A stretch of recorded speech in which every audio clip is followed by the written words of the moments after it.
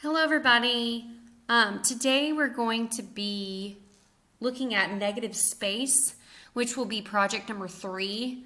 I'm going to talk over your project, what it's going to look like, and then you will set up, I'll show you guys how to set up your negative space at home in our live class.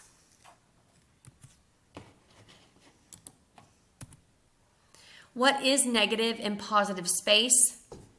Negative space is the space around a specific object. Positive space, the space of the object itself. Positive and negative space also refers to the foreground and background of an image. If you're looking at the objects on the right, on the left side, you see white scissors with a black background.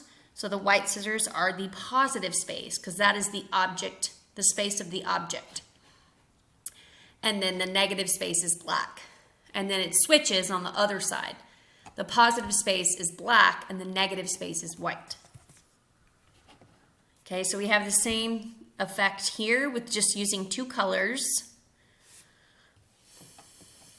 Positive and negative are switching. But the one on the left, the black stripes are positive because they are the object itself, and the white is negative. And then it switches to the white stripes and zebras being positive space, and the black is negative. This is a famous image from art history that looks at what you see first. Some of you may have seen two faces first, and some of you may have seen a vase first. And again, this is taking two colors and creating an interesting visual with positive and negative space, really having consideration for the space. All right, what do you see and why? If you see a young woman with her head turned away from us, her eyelashes soft and subtle, with almost like a big feather black boa, that's one thing. Some of you may have also seen an older woman, an older lady, who the chin of that younger woman is the nose bridge.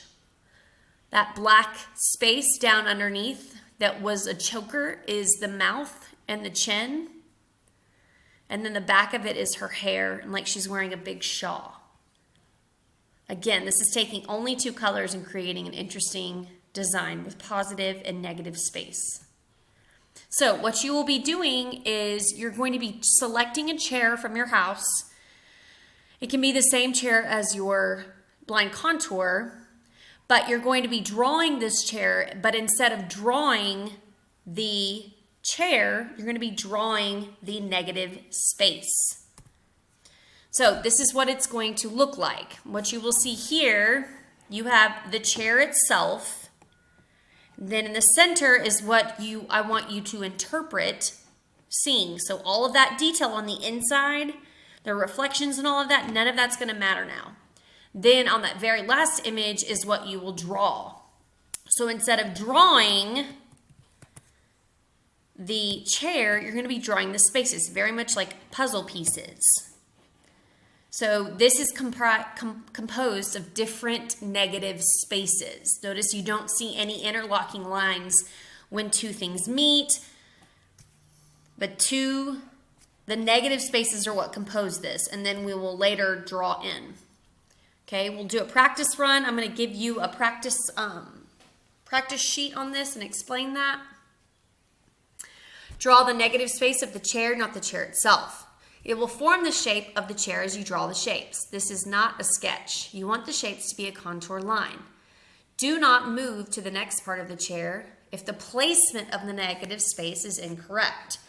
Just like with any drawing, especially with your still lifes, you want to make sure the negative space is in the correct placement. Otherwise, the next negative place will be in the wrong spot.